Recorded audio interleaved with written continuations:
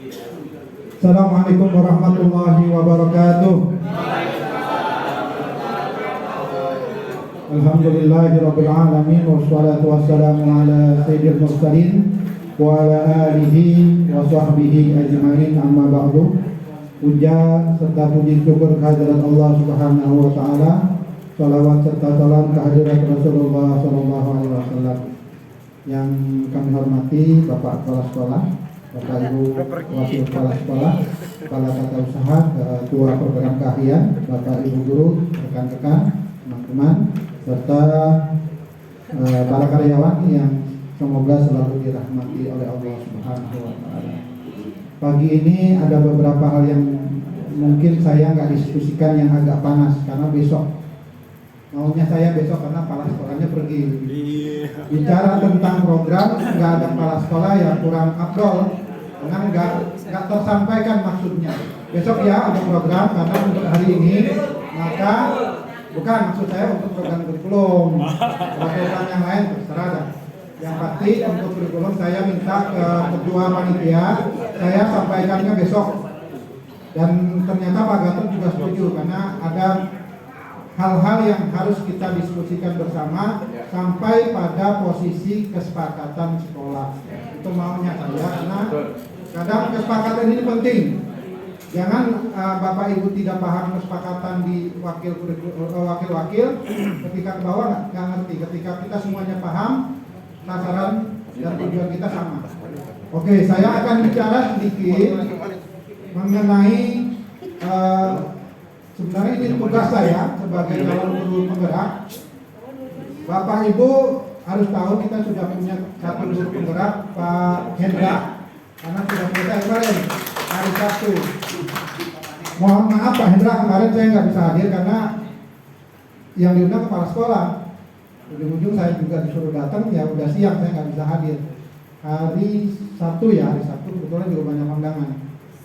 Terima kasih, saya akan bicara sedikit tentang diseminasi hasil kegiatan calon guru penggerak. Ini sebenarnya bukan tujuan jadi guru penggerak itu harus jadi kepala sekolah atau jadi pengawas. Tapi di dalam kegiatan tersebut ada banyak materi-materi yang bagus bagaimana kita meningkatkan kualitas sekolah. Salah satunya adalah ini yang buat saya menjadi pelajaran penting. Contoh sederhana ya, sebelum kita jauh membahas tentang diseminasi hasil kegiatan guru penggerak, kita bahas dulu kasus yang mungkin sering terjadi di lingkungan sekolah kita. Satu kasus saja ya. Kalau nggak kelihatan yang depan buka HP karena sudah saya share. Kasus 3. Ya. Di sini ada kasus Ibu Dani sedang menjelaskan pelajaran bahasa Inggris di papan tulis. Namun beliau memperhatikan guru bahasa Inggris ya. Memperhatikan bahwa Fajar malah tidur-tiduran tanpa acuh dan tak acuh pada pelajarannya. Bosen. Temunya tiap hari datang ngomel.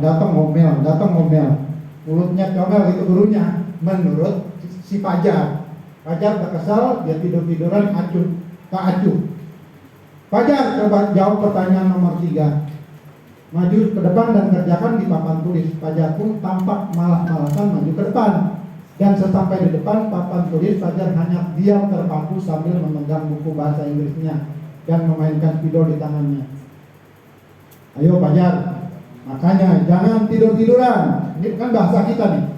Lain kali perhatikan. Sudah sana, duduk kembali. Kira-kira siapa yang bisa? Sudah bosan nih sebagai guru.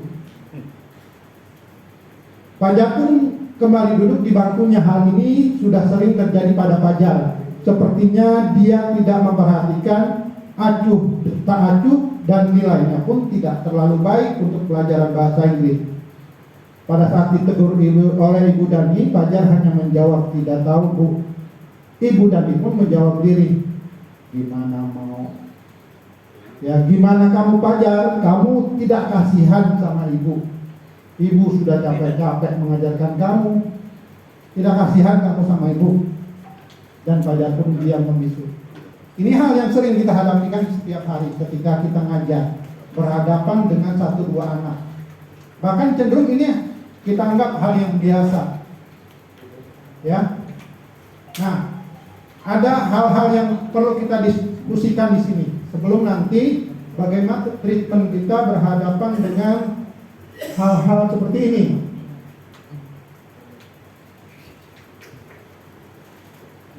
Bagaimana kita sebagai seorang guru? Nyuruh anak maju ke depan setiap saat dia seperti itu. Apa kita sisihkan aja ini, kita anggap nggak ada? Biasanya kan kita seperti itu ya. Kita cuekin aja, kita nggak anggap dia bagian dari kelas kita. Bahkan mungkin kita coret stabilo atau pakai spidol besar hitam daftar absennya. Kebiasaan kita kan gitu ya. Harus kita akui kebiasaan kita seperti itu. Kita nggak pernah mencoba bagaimana menggali latar belakang dia seperti itu. Terus membaca sikap Fajar, kira-kira kebutuhan apa sih yang dibutuhkan oleh Fajar? Kenapa dia seperti itu? Dan bagaimana bisa sikap kita sebagai seorang pendidik mengubah dia dari seperti itu menjadi lebih baik? Kita nggak pernah berpikir, apalagi kita guru produktif berhadapan dengan mesin CNC. Udah yang begini mah kita belakangin aja. Udah lu praktek semua tidur dulu. Silakan tuh begitu ya. Kita punya pola pikir rata-rata seperti itu. Mungkin juga saya juga seperti itu.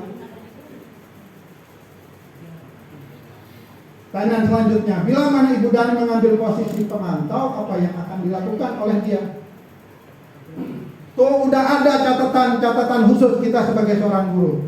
Hari Senin atau hari Rabu besok udah kelihatan datang terlambat, nggak mandi. Kita udah catat tuh kesalahannya. Ribuan kesalahan siswa si Fajar ini kita udah catat. Bahkan belum pembelajaran sudah dimulai, kita sudah punya daftar nilainya di bawah KKM karena sudah terkooptasi dengan sikap dia seperti itu. Nah, kadang sebagai pimpinan guru ini sudah melapor nih, sudah proses berulang-ulang. Di akhir mau kenaikan kita tinggal kasih data. Nih, hadir di kelas cuma diem doang. Hadir di kelas ngomong kagak, ngerjain tugas enggak. Kita cuma sebagai seorang guru kayaknya seperti itu ritual kita. Bahkan yang tadinya siswa yang awalnya nggak naik kelas, lantaran di lobi dibantu rapat guru, udahlah ini anaknya baik, ya kelakuannya padahal ya siapa yang di TAP itu harus ada yang ngasih nilai produktif nggak tuntas, naik karena aturan kenaikan kelas gitu kan. Tapi perubahan bagaimana siswa ini sikapnya agar menjadi lebih baik kita nggak pernah pikirkan. Cuma kita bantu naik kelas, tapi bagaimana merubah sikap dia menjadi lebih baik kita nggak pernah mencoba cari solusinya. Ini yang jadi permasalahan kita. Oke, ini dari konteks kasus ya. Kita masuk ke materinya. Ya. Lalu badannya akhirnya gimana, Pak? Oh iya. Saya dari kasus dulu. Nanti dari kasus dulu. Ngajar dia Ya, belum. Kalau saya langsung ini ya alatnya apa kan gitu. Kita bahas satu-satu. Nah, oleh karena itu ada materi yang dikenal dengan budaya positif atau saya ambil kontennya mendisiplinkan anak tanpa ancaman. Kita begitu, saya juga begitu. Ada dulu kasus saya lagi ngambil, tahu betul karena anaknya ada tubuh merah. Siswa ambil air wudhu, dua anak ini, anak istri. Dengan enaknya, cicit gitu. Godain Bu Sari sama Bu Prisna. Saya langsung naik kita pada saat itu. Saya ingat betul langsung saya tonjokin di tempat dua anak istri. Dia nggak ada bertanya. Saya pada saat itu ya salah. Ya memang salah benar. Saya akui dalam hati nurani saya kenapa saya itu anak ya walaupun songong nggak ketulungan. Saya aja nggak berani kok dari Bu Risma Bu Sari.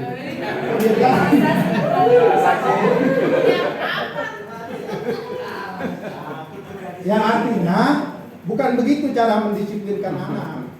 Ya, bukan dengan kekuatan fisik kita dan kekuatan emosi kita, bukan. Oke, saya lanjutkan saja. Tentu Bapak kenal ini Pak Tambia yang sudah berumur. Bentar lagi Bu Miras, bentar lagi Pak Ros.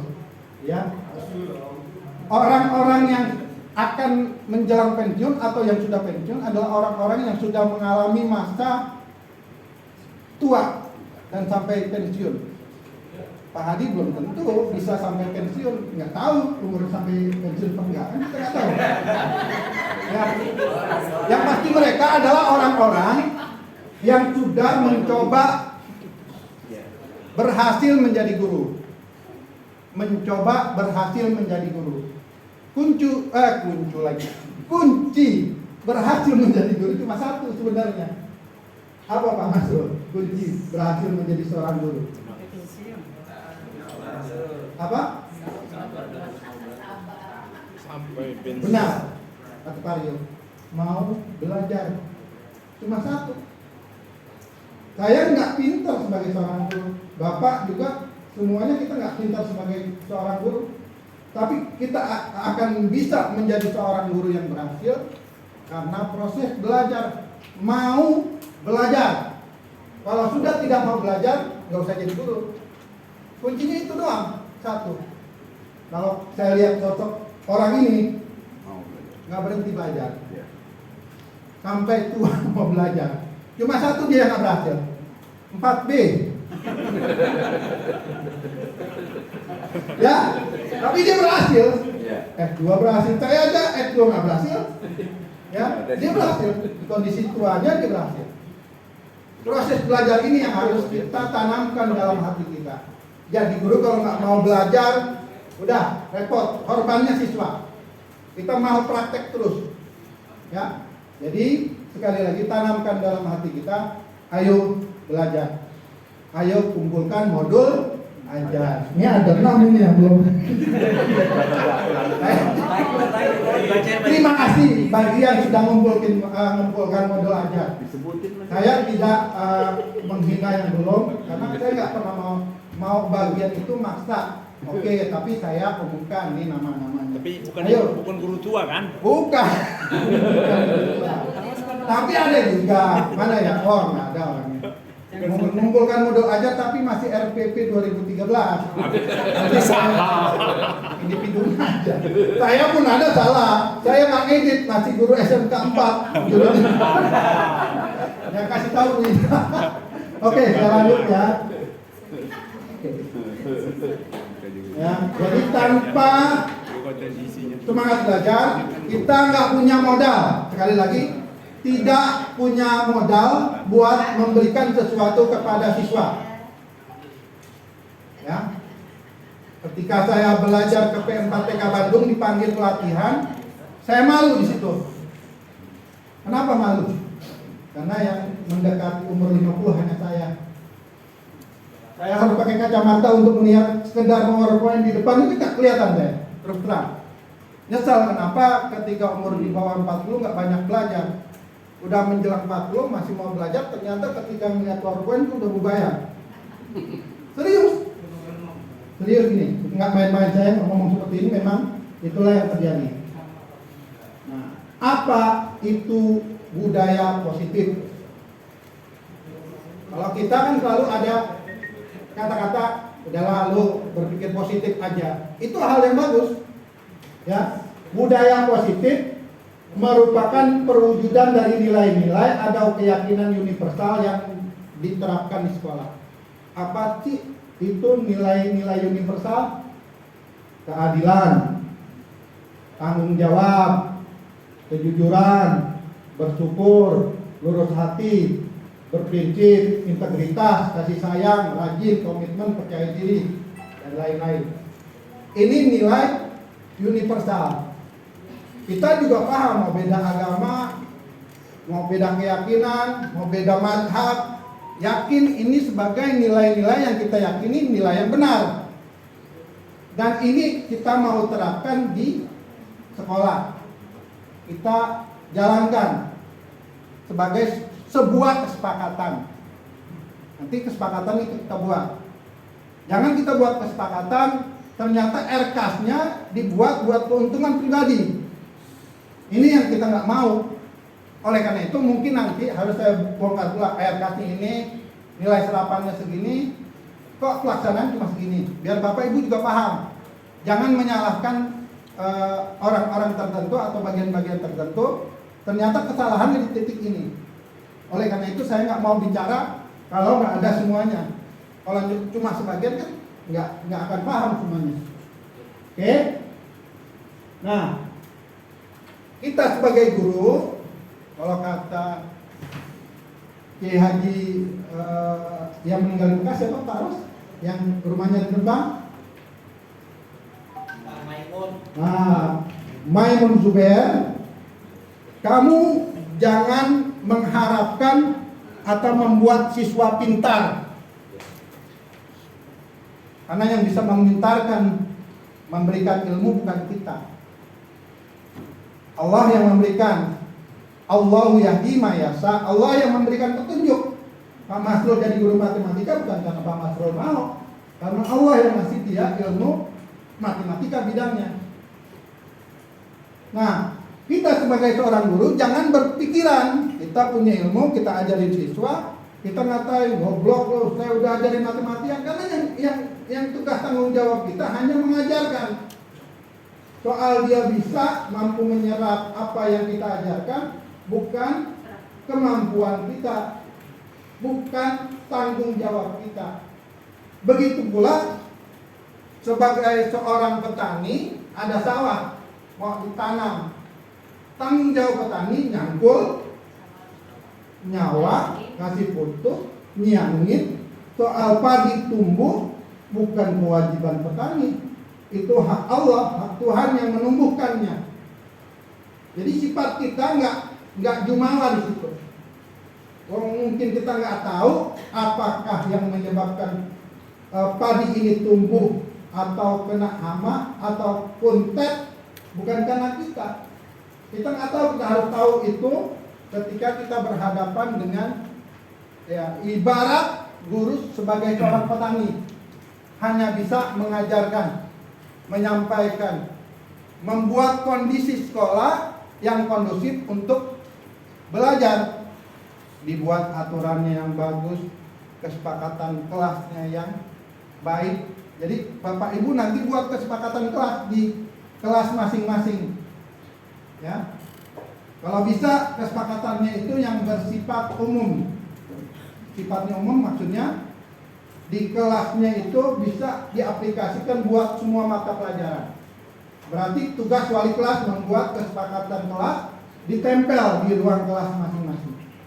Jadi kalau kesepakatan itu dilanggar oleh siswa, agar kita fungsi kontrol penghukum, gampang. Kesepakatan kelas, poin mana yang kamu langgar?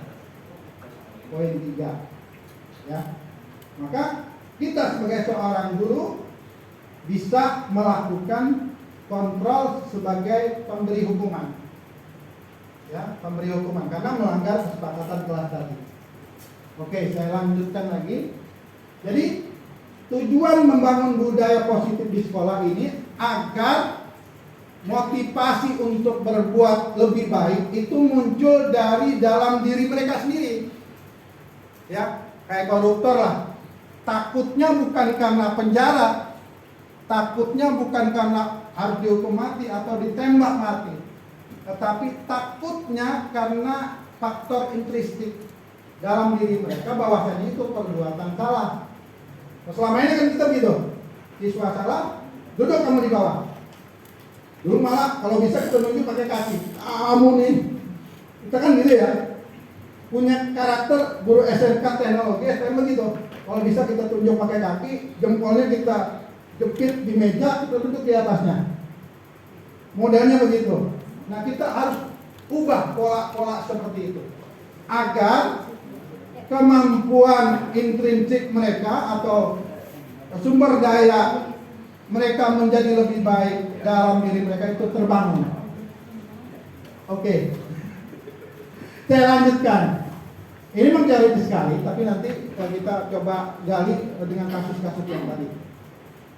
Oleh karena itu, kita sebagai seorang guru punya posisi 3.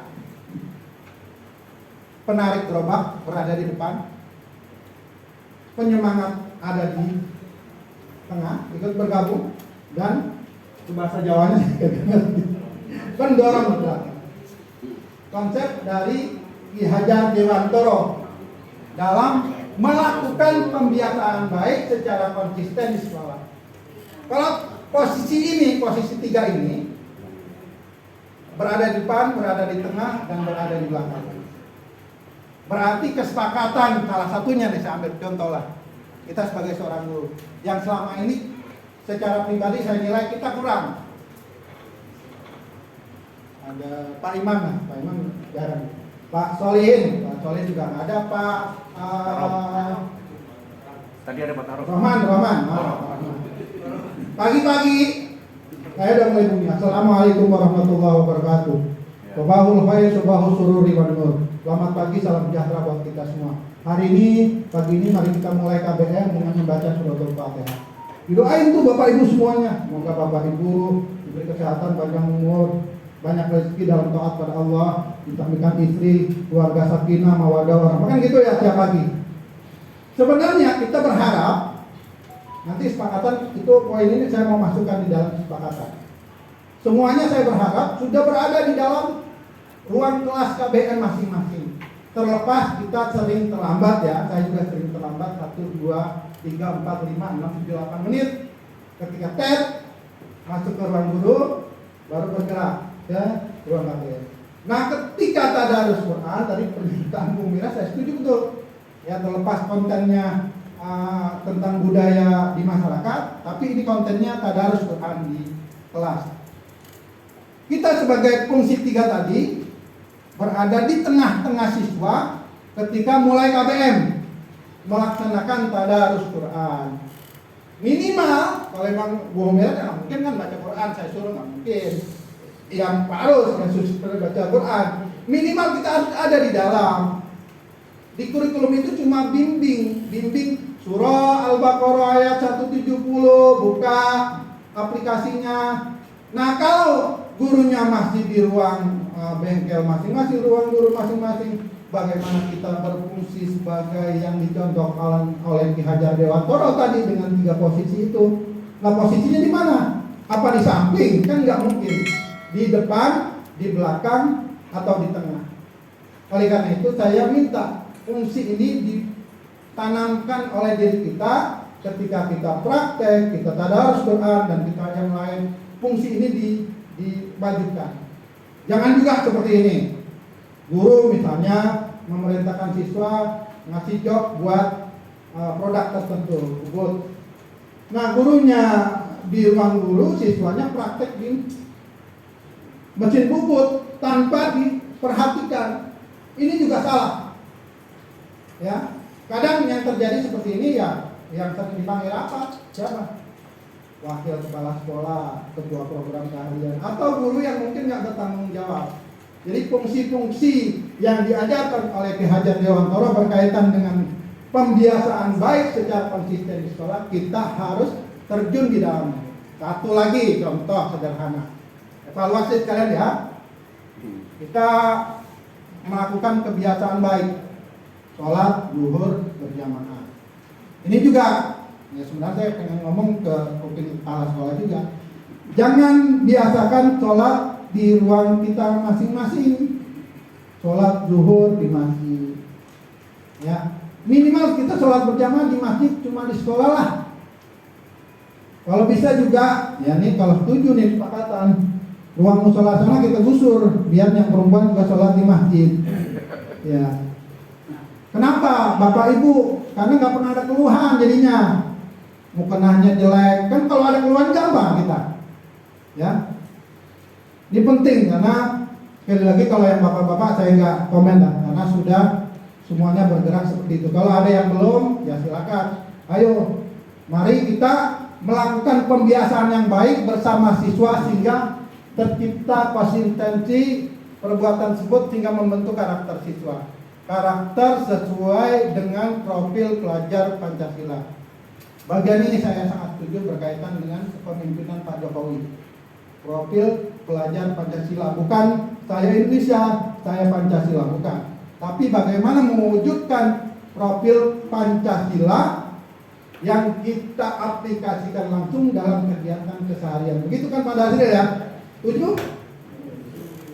Oke, saya lanjutkan lagi. Ini materi yang sangat baik. Saya anjurkan kepada teman-teman yang masih muda, ayo ikut guru penggerak karena materinya ini bagus. Ya, bagaimana membentuk karakter kita, memandang siswa bukan sebagai hanya objek dalam pembelajaran, tapi subjek. Langkah strategis dalam mewujudkan budaya positif tadi. 1.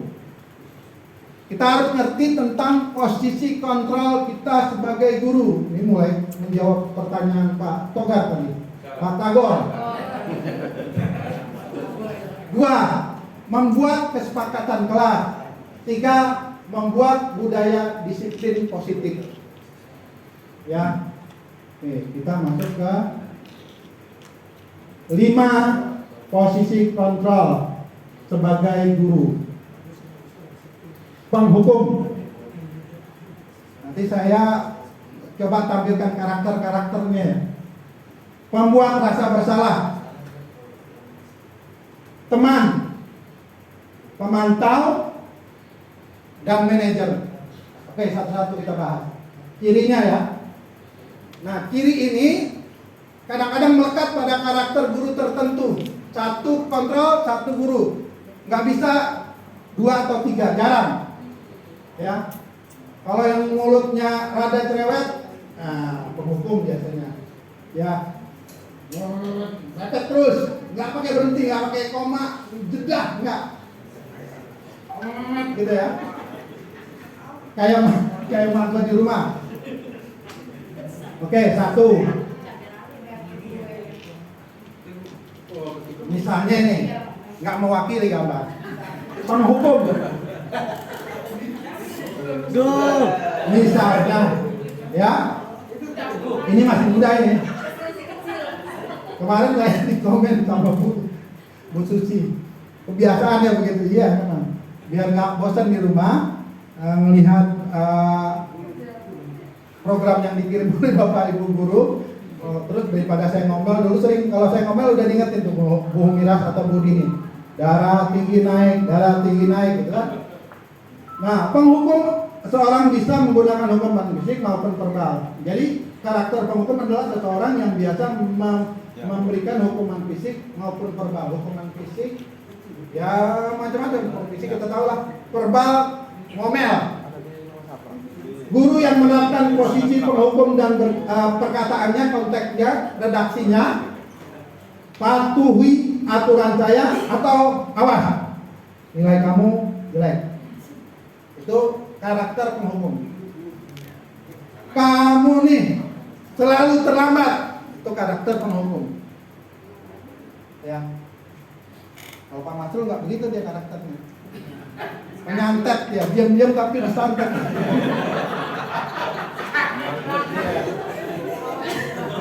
Dia termasuk si pahit lidah ini. Kalau bicara, insya Allah kabul ya.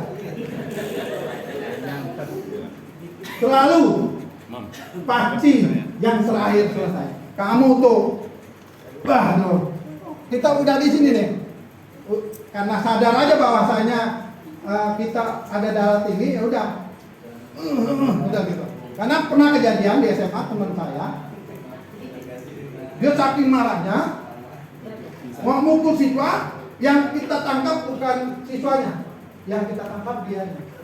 Karena khawatir ketika dia begini, yang kolek dia, karena kita tahu dia punya darah tinggi. Dan udah apa ya, kita udah tahu merah. Ini 5 posisi kontrol. Yang pertama penghukum. Yang kedua, pembuat rasa bersalah. Biasanya bukan, ini nggak mewakili karakter ya, karakter terbalik. nggak kelihatan orang. Biasanya suaranya lembut, ya. Kita dulu sering memerankan karakter masing-masing, membuat rasa bersalah. Dulu mainnya posisi ini ya. Banyak main posisi aman. Ini yang paling aman sebenarnya. Ngomong pelan-pelan, disadarkan siswa itu salah, gitu kan? Kamu sebenarnya salah, nak. Kamu nggak boleh begitu, nak, dengan Pak Suratno. Pak Suratno itu orang yang baik, gitu. Padahal sebenarnya itu kalau Pak Suratno, tapi sebagai seorang Pak guru kan, yang mewakilkan, nak. Sebenarnya Pak Budin itu mulutnya, Pak Budin itu mulutnya, menurut saya lebih baik orangnya. Ini cantik. Itu. Karakter redaksinya bisa seperti ini. Ibu sangat kecewa dengan kamu, nak. Ibu telah memberikan semua perhatian ke kamu. Kok kamu seperti itu sih? Ya. Jadi peran ini jangan ganda semua. Bu Nini, Bu Yani, karakternya sama, jangan. Ambil posisi karakter yang beda. Ini karakternya semua cewek, ketemu kamu, datang lagi kamu, datang lagi kamu. Semuanya begitu. Bukan, siswa tuh nggak punya yang tadi naik terus naik. Harus diatur. Ya, dibuat. Ini posisi kontrol pembuat rasa bersalah.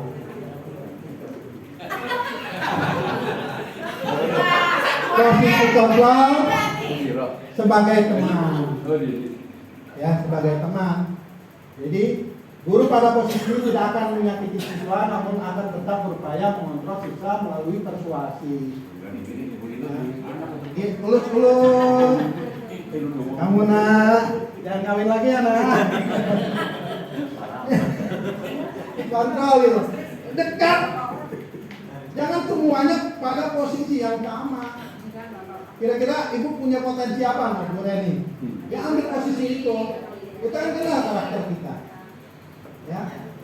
Ada yang jangan cuma ketika kita sadar kita pusing kontrolnya sebagai guru, sebagai teman, ya, teman siswa, maka kita harus ngerti juga, jangan kebablasan. Karena kita punya karakter fungsi kontrol sebagai teman, kadang-kadang siswa kebablasan tadi ngambil bro. Siswa manggil gurunya bro, kan salah. Ini bagian ini juga harus dimengerti secara jelas. Ayo bantulah demi Bapak ya. Ayolah. Ya. Ini fungsi kontrol guru sebagai teman. Pemantau. Gampang kalau dapat foto-foto kayak gini, gampang tinggal ketik Ros Martono keluar fotonya. Terus Tamadi keluar. Kecuali saya yang di blog, kalau saya di blog nggak bisa keluar. Ya, sebagai memantau berarti mengawasi. Pada saat kita mengawasi, kita bertanggung jawab atas perilaku orang yang kita awasi. Ini kesiswaan seperti ini fungsinya. Ya, ntar jadwalnya harus diatur. Catat betul tiap hari. Siswa ini setelah kita dekati dengan kontrol-kontrol yang lain, ketika mulai masa perbaikan, kita sebagai pemantau nyatat poin-poinnya. Setelah lakukan pendekatan, redaksinya misalnya ciri khasnya, peraturan apa yang kamu langgar, kesepakatan kelas mana yang kamu langgar, apa yang telah kamu lakukan, sanksi atau konsekuensi apa yang akan kamu terima setelah kamu melanggar ini. Itu fungsi guru atau restitusi 5 posisi kontrol sebagai seorang guru. Posisi terakhir manajer. Saya nggak berani sembarangan. Ya, harus yang manajer yang begini, yang sudah posisinya 1-2 tahun mau pensiun. Posisi tertinggi. Posisi di mana guru berbuat sesuatu bersama dengan siswa. Ini karakter yang Pak Ros sering pakai. Ya. mempercikakan murid, mempertanggungjawabkan perilakunya, mendukung murid agar dapat menemukan solusi atas permasalahannya sendiri. Kalau perlu kita belajar nih di 5 fungsi kontrol ini. Kalau kita bisa memainkan kelima fungsi kontrol ini, cakep banget, lengkap, ya. Kita sebagai seorang guru ngerti manajemen kelas dengan baik, kita bisa mengolah bagaimana siswa agar bertanggung jawab, semuanya kita perankan secara maksimal.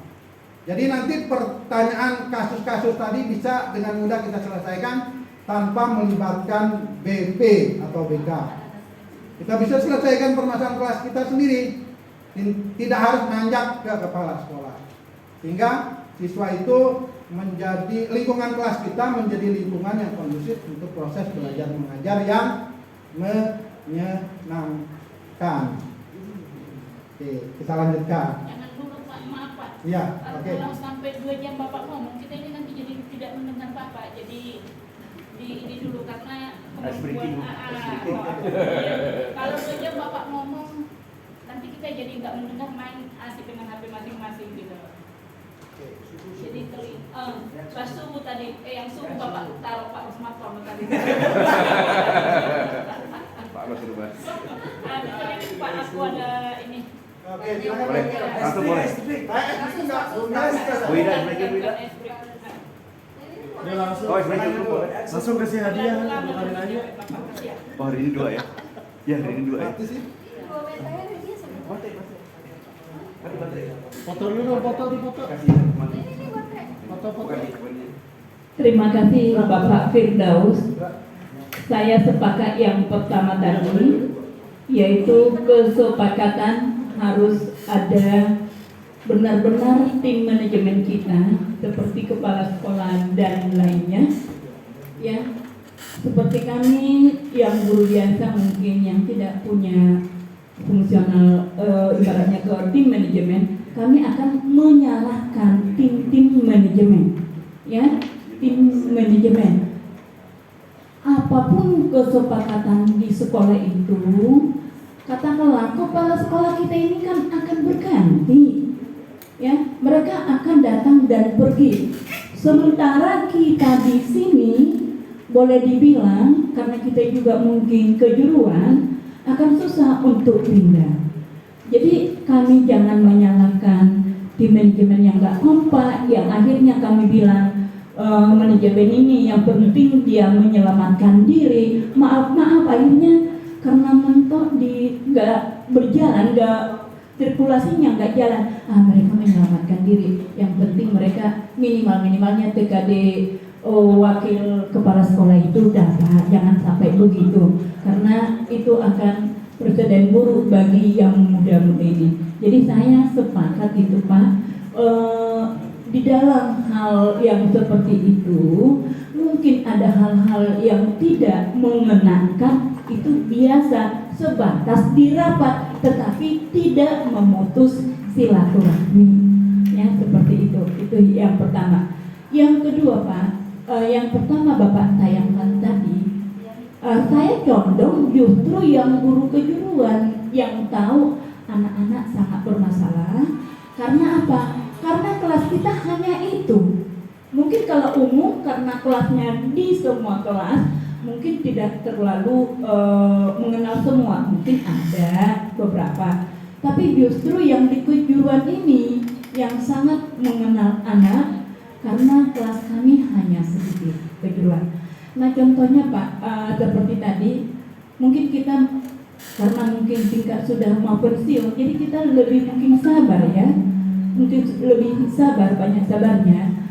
Tetapi saat saya ada ketemu dengan anak seperti itu untuk memarahi langsung mungkin sudah tidak di tingkat itu saya suka panggil teman sekelasnya, apakah ibu aja yang seperti itu?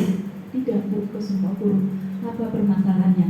Ada permasalahan di kelas 10 yang saya dapat di kelas Pak Hendra, ya, ternyata anak itu ABK, maunya anak-anak ABK ini nama-namanya diserahkan ke guru-guru, jadi tidak sempat bentrok dengan guru-guru, ya.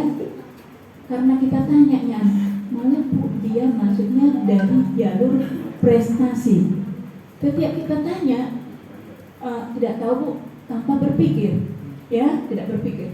Nah akhirnya kita panggil, anak kita panggil, kita tanya, dia masih dengan antemnya lewat kita bolak-balik merapikan jilbabnya di dekat ruang guru itu. Sementara kamar mandi kita ada. Kalau anak ini ibaratnya masih kita katakan tidak ABK, tidak akan mau di situ dia pasang jilbabnya berlama-lama.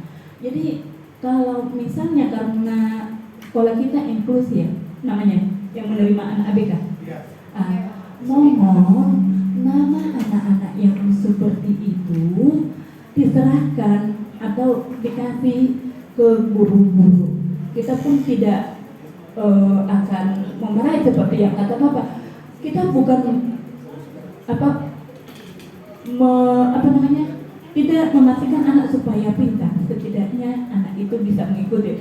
Akhirnya karena anak ini kita sudah tahu, tapi kan contoh kita tolong ya dibantu. Nanti kita untuk memarahi sudah tidak, ya. Untuk memarahi palingan anak-anak kita suruh tolong bantu nanti ya, tolong bantu. Tapi yang seperti itu Pak, tolong nama anak-anak yang seperti itu diserahkan ke guru-guru dan ada pemantauan khusus mungkin ya, perkembangan anak ini bagaimana. Itu mungkin perlu kita bicarakan ke depan, mungkin ada pertemuan-pertemuan yang seperti itu. Terima kasih.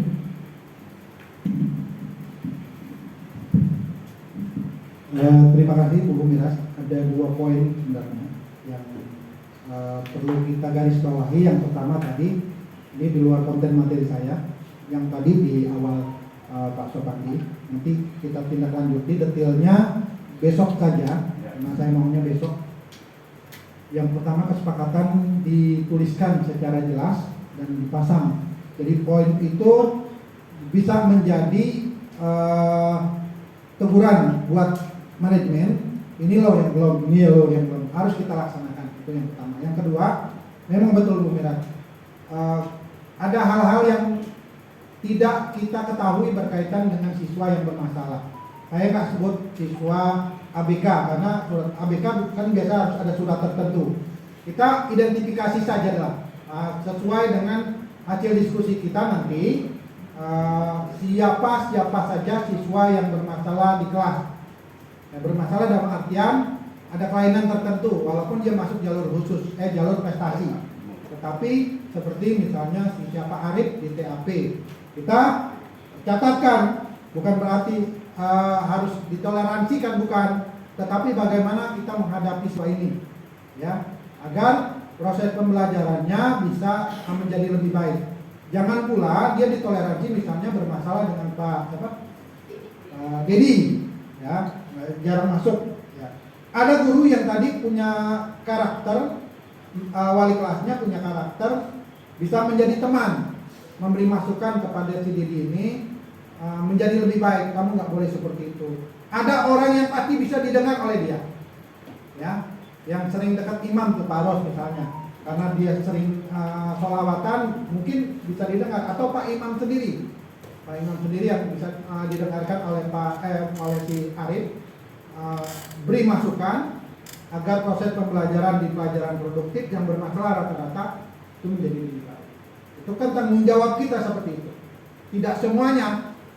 Dan yang mengatur fungsi kontrol itu saya pikir yang paling bisa itu guru BK.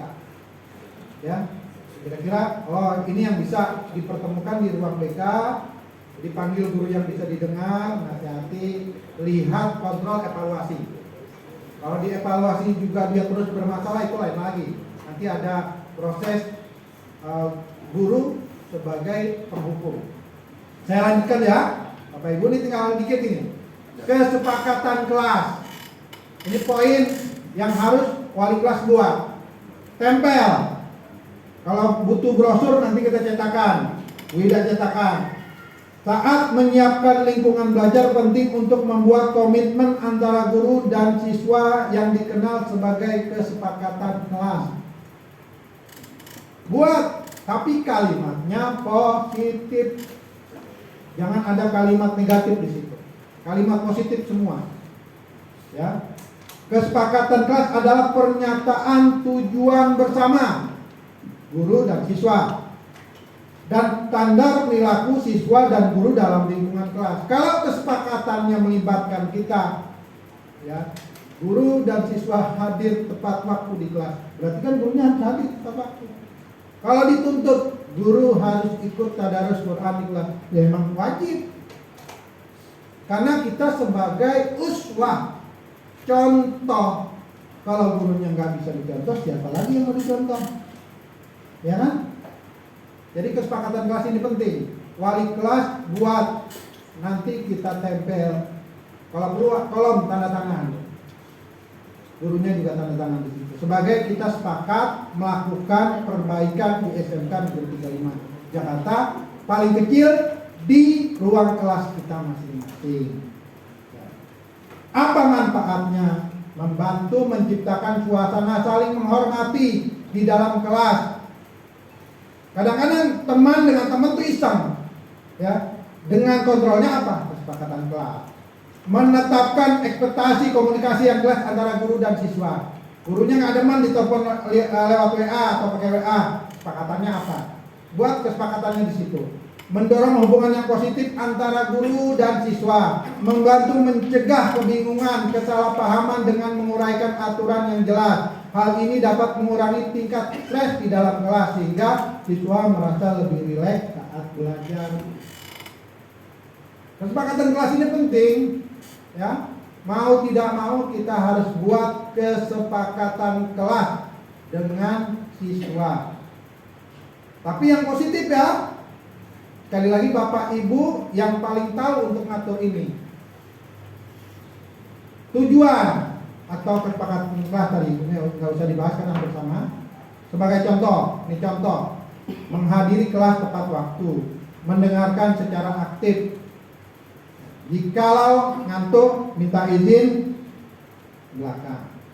Menghormati guru, partisipasi, menyelesaikan tugas, mengikuti instruksi dan lain-lain. Contoh ini ya. Contoh, mau diganti silakan. Nah ini bentuknya boleh dibuat di dalam kanvas, tempel yang gede di depan kelas. Kesepakatan kelas 10 DPIB 1, 10 DPIB 2, 10 mesin. Kesepakatan penggunaan ruang bengkel, sepakat, bukan peraturan. Kalau peraturan kan sifatnya satu arah, ikut. Tapi kalau sepakatan dia juga terlibat di dalamnya. Ya, semua kalimatnya dicantumkan redaksi yang positif. Ini budaya positif. Jadi kesepakatan kontrol tadi akan membentuk sebuah budaya disiplin positif. Model disiplin yang difokuskan pada perilaku positif murid akan menjadi pribadi yang penuh hormat dan bertanggung jawab. Karena sudah ikut dengan kesepakatan kelas yang ada. Mereka yang buat, mereka yang menjalankan, termasuk kita di dalamnya.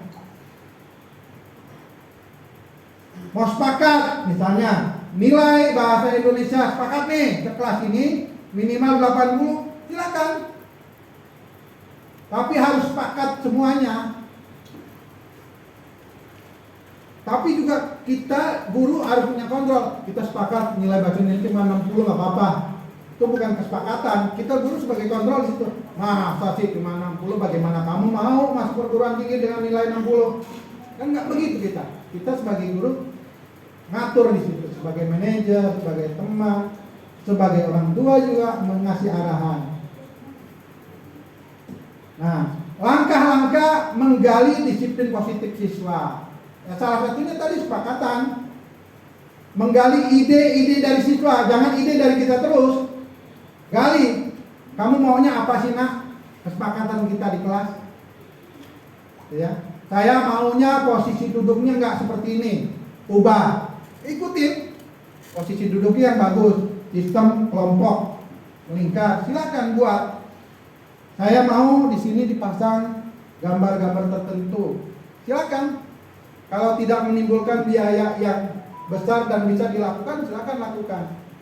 Ini kesepakatan yang memang bisa menumbuhkan tadi tanggung jawab, karakter, profil pelajar Pancasila yang kita harapkan itu bisa diaplikasikan di diri siswa dan diri kita tentunya. Lakukan pemantauan, dipantau. Setelah kesepakatan dibuat, kita pantau. Pantaunya di mana? Di absensi siswa. Oleh karena itu kami buatkan absensi digitalnya. Ya. Nanti absensi kelas digital aja. Siswa pakai HP, checklist, kirim. Dan situ akan terlihat, mereka juga bisa lihat rekapnya berapa kali. Silakan Bapak Ibu sebagai guru, sebagai wali kelas kontrol lagi. Nah, ini melanggar kesepakatan kita. Apa hukumannya? Ya silakan sepakati lagi hukumannya. Agar proses pemantauan akan menimbulkan tadi pembentukan karakter yang baik, melakukan evaluasi, analisa hasil aksi nyata, analisa kegagalan dan keberhasilan. Kegagalannya karena apa? Keberhasilannya apa? Bagaimana mengurangi kegagalan itu dengan mengubah kesepakatan baru. Boleh setiap bulan diubah kesepakatannya menjadi lebih baik, jangan lebih buruk. Hingga proses diskusi, kerja kelompok, karakter building, teamworknya bisa kebentuk dengan hal yang sederhana ini, kesepakatan kelas tadi. Saya kira ini yang dapat saya sampaikan dari kasus yang tadi. Kita kembali coba nih ya, guru bahasa Inggris. Apa fungsi kontrol yang Ibu Dani lakukan di sini? Bu Dani punya kontrol apa di sini? Ayo, pelajar, makanya jangan tidur-tiduran. Lain kali perhatikan. Sudah sana, duduk kembali. Kira-kira siapa yang bisa? Apa ini redaksinya? Guru sebagai fungsi kontrol apa di sini? Apa? Enggak ada hukuman di sini, mana ada hukuman? Guru bahasa Indonesia kan? Apa? Pemantau, dia memperhatikan. Siswanya tidur diperhatikan. Kalau guru ngajar doang, ngajar diri, gurunya tidur, itu udah kehilangan fungsi gurunya. Karena fungsi guru salah satunya adalah pemantau. Dia tahu siapa yang main HP, siapa yang lagi ngunyah permen, siapa yang lagi bibirnya merah. Dia tahu, karena dia ngerti dari ujung pojok kanan sampai ujung kanan kiri belakang itu dia tahu, satu siswa per siswa dia tahu. Ya. Gimana kamu pelajar? Kamu tidak kasihan sama ibu? Ini fungsi kontrol apa? Pembuat rasa bersalah. Dia memainkan ibu Dani, memainkan karakter yang berubah-ubah.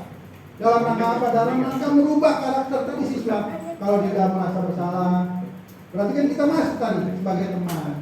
Ya udah, semua pernah bersalah, ya. Maafkan. Ya. Lain kali jangan melakukan itu lagi ya, nak. Jangan begitu. Berubah. Jangan stop. Naik terus.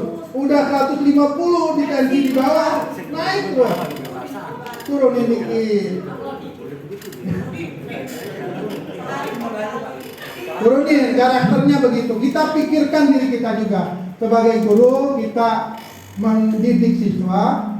Siswa itu kalau bisa berubah karakter menjadi lebih baik, kita pun jangan sampai terdampak akibat kita salah memainkan peran. Mainkan perannya berubah-ubah. Kalau bisa, kalau nggak bisa ya ajak temannya, wali kelasnya untuk berperan sebagai teman tadi. Iya nak, kamu memang salah sebenarnya nak ya. Iya bu, gitu. Udah masuk seperti itu, poinnya jangan dihantam lagi, ya. Harus ngerti lah. Makanya guru sepertinya harus punya satu diklat ya, diklat bagaimana memerankan drama. 5 peran itu harus bisa semua. Karena mungkin nggak bisa peran tertentu, harus diajarkan biar bisa memerankan fungsi-fungsi tertentu. Atau kita kan guru ini harus juga berkolaborasi, bekerja sama antar kita nih, sesama teman. berkolaborasi. Saya nggak bisa kayaknya, nggak bisa marah saya. Kalau marah kayaknya ring saya nambah nih jadi 3 ya. Kalau saya marah ring saya nambah 3 kan repot saya. Repot. Oleh karena itu ya silakan Bapak Masrul yang marah. Saya yang nambahin jadi 4 Masrul. Ya, saya kira ini yang dapat saya sampaikan dan semoga ini ya silakan. Gimana kalau anaknya tuh nggak punya perasaan, Pak? Kami berarti.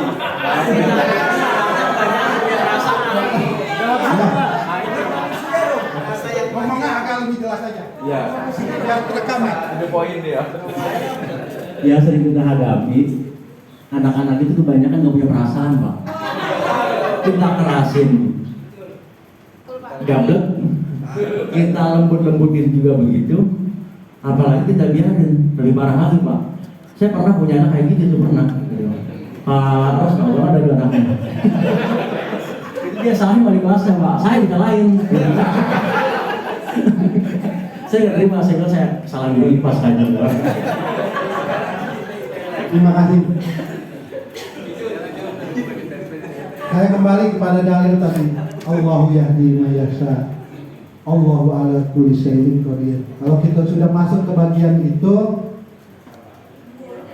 kita memang sebagai guru sekali lagi tidak bisa merubah karakter siswa, cuma bisa berusaha membentuk lingkungan yang positif tadi menjadi tanggung jawab kita. Ya, menjadi tanggung jawab kita, berusaha terus memupuk menjadi lebih baik, itu kewajiban kita. Kalau dia dablok, nggak punya rasa, ya gimana kalau nggak punya rasa lagi Bu Susi? Kita tiktokin apa gimana? Dia ngerti bahwasanya gue tuh cinta banget melu, dia nggak ngerti juga. Kalau udah seperti itu kan mau dipaksa bagaimana lagi, ya? Mau tabungan sebanyak apapun susah, mau seganteng apapun susah. Kalau memang sudah nggak punya rasa, nggak punya mau berubah.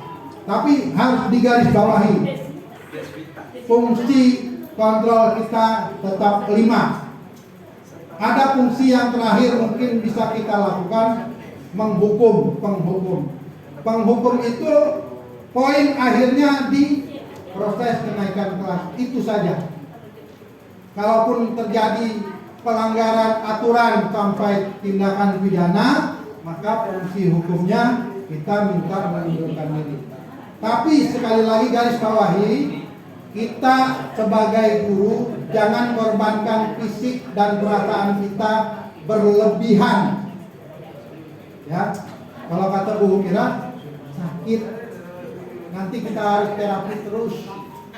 Udah pijit, refleksi, kerentak-kerentak, enggak pernah enak ke badan karena hati kita ikut. Bagian ini yang harus kita tanamkan, terutama yang muda. Lihat Bu Mira, banyak nasihat dari Bu Mira. Ya, terakhir Pak Ros, ya, terakhir Pak Ros. Ya, akibat terlampau emosinya berlebihannya, satu bagian tubuhnya harus hilang. Terima kasih. Ya, ada yang ingin ditanyakan lagi? Silakan Pak Dedi.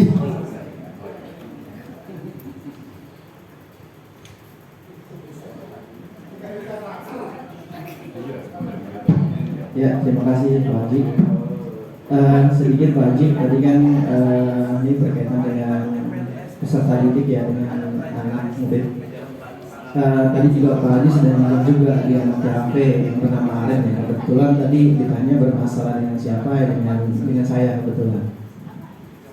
Jadi mungkin kalau dijadikan studi kasus juga bagus juga sebenarnya kasus yang saya alami gitu terhadap anak murid ini. Pertama untuk Arif ini, saya juga nggak tahu untuk dia ini termasuk anak ABK atau bukan. Tetapi kalau saya telusuri dan juga saya ngobrol sama orang tuanya waktu dipanggil ibunya, itu dia tidak ABK, tidak pernah ada suatu psikolog yang bilang ini anak berkebutuhan khusus, tidak. Jadi untuk permasalahan si Arif ini, pertama ketika di pelajaran saya ini dia keluar tanpa izin saya dan sampai kurang lebih 2,5 jam itu tidak ada di kelas. dan saya liatin sebagai tadi yang Pak Haji bilang sebagai pemantau, guru sebagai pemantau, saya lihat tidak ada. Saya lihat tidak ada, terus juga saya tanya temannya suruh cari di mana, akhirnya di kamar mandi, di WC, di kamar mandi, terus 2 jam setengah tuh baru masuk lagi. Nah, saya tanya jawabannya nggak jelas gitu, jawabannya nggak logis, akhirnya ya tentunya kita sebagai guru kita omelnya juga standar aja sih, saya bilang kamu gimana sih, udah kamu di luar aja dulu sana gitu. Saya suruh di luar saja di sana gitu. Dan ketika saya udah itu tuh bagi saya, ketika besoknya tuh bagi saya kelar gitu, ketika sudah saya hukum itu dengan kesalahan dia itu udah selesai. Tetapi bagi anak ini tidak. Jadi ketika yang saya rasakan ketika dia salaman itu beda, yang lain disalami di guru produktif saya dilewatin Pak. Iya, itu beda. Saya dilewatin gitu. Wah, luar biasanya. Berarti dia ada merasa menyimpan dendam di saya. Itu pertama kali saya lihat lagi salaman setelah Idul Fitri ya. Ketika salaman dia itu beda salaman yang saya ke saya itu beda. Dan yang kedua, ketika di ruang guru TAV, dia itu menyalami semua, hampir di saya dilewatin. Iya, di saya dilewatin. Akhirnya saya agak kesel di situ. Saya manggil, kamu kok nggak semuanya disalamin gitu. Jadi berarti dia itu nggak selesai Pak Haji. Bagi dia itu permasalahan hari itu nggak selesai. Bagi dia masih membenci saya mungkin, tidak suka terhadap saya. Nah, sampai dia jelas pun sampai bilang bahwa saya nggak suka sama Pak Dedi. Gitu. Sampai di depan saya pun bilang seperti itu. Oke. Nah, bagi saya ini kan berarti ada permasalahan yang belum selesai. Sampai saat ini pun saya nggak tahu. Udah ada proses lagi atau belum, kayaknya sih dianggap mungkin nggak tahu ya, angin lalu aja gitu ya. Berarti nggak selesai gitu. Karena bagi saya diri guru TAP pun mereka sudah diajak ngobrol nih si Arifnya. Sampai saya mencoba mengalah Pak Haji dengan udah saya suruh ini sini. Dia takut awalnya. Enggak, saya nggak marah, saya pengen ngobrol sama kamu. Ya, terus saya ngobrol, terus saya kasih tahu kenapa kamu kira-kira saya marah waktu itu sama kamu gitu. Kira-kira kesalahan kamu apa? Nah, dia ketika menjawab dia itu salahnya di mana, dia nggak mau Pak Haji. Dia malah udah Pak, saya mau pergi. Dia pergi aja Pak Haji gitu. Kita belum selesai ngomong nih, yuk Pak, saya mau buru-buru gitu. Dia pergi aja. Dari adabnya aja seperti itu, aduh, saya masih sabar juga. Saya nggak mau ngomel lagi, yaudah saya biarin aja. Sampai orang tuanya pun dipanggil. Ketika dipanggil itu sebenarnya Arifnya nggak ada, dan kata ibunya dia takutnya hanya bapaknya.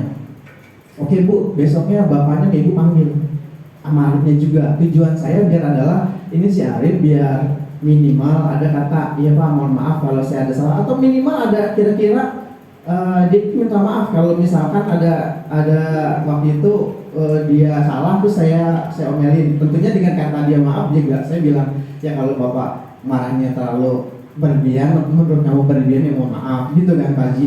Yang penting ada itu dulu. Nah ini diajak ngobrol aja dia pergi gitu.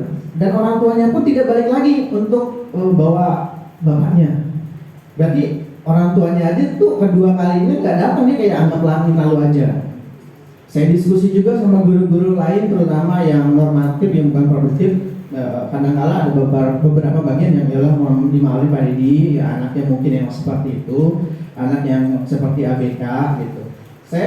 Bagi saya memaklumi, tapi pengen saya ada dia minta maaf lah minimal gitu.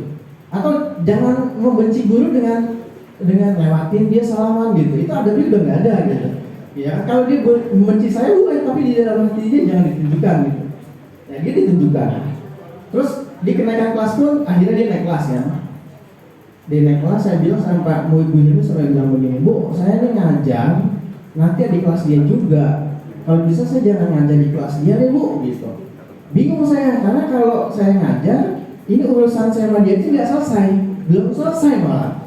Yang ada saya kayak dianggap angin lalu gitu. Hati saya kayaknya nggak terima gitu sebenarnya gitu. Kata Bu Hilmi, ya udah Pak Dedi ingin aja ini, ya udah saya terima, ya udah oke, saya jalanin aja lah.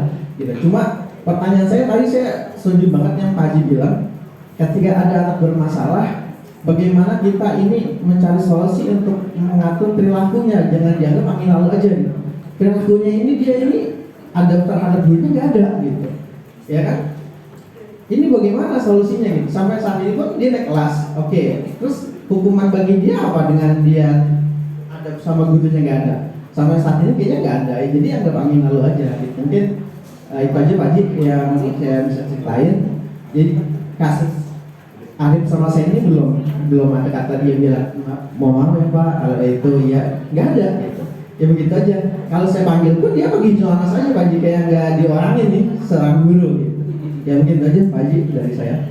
Ya, assalamualaikum warahmatullahi wabarakatuh. Waalaikumsalam warahmatullahi wabarakatuh. Saya pikir ini sebagian permasalahan yang kita hadapi di sekolah ini. Banyak permasalahan yang lain. Tolong diidentifikasi, kita coba selesaikan satu persatu. Karena ini tanggung jawab kita, tanggung jawab kita sebagai seorang guru di hadapan siswa. Tanggung jawab kita membenahi karakter siswa yang bermasalah. Mau dia ABK atau mendekati ABK atau memang benar-benar normal, kita punya tanggung jawab membenahi karakter siswa kita menjadi lebih baik. Dan materi yang saya sampaikan ini tentu bisa menjadi masukan buat kita semua agar ke depan menjadi lebih baik lagi. Saya kira itu yang dapat saya sampaikan. Sekali lagi saya nggak bisa menanggapi panjang lebar karena kegiatan raker ini tentu ada bagian-bagian yang lain harus dibahas. Terima kasih. Assalamualaikum warahmatullahi wabarakatuh.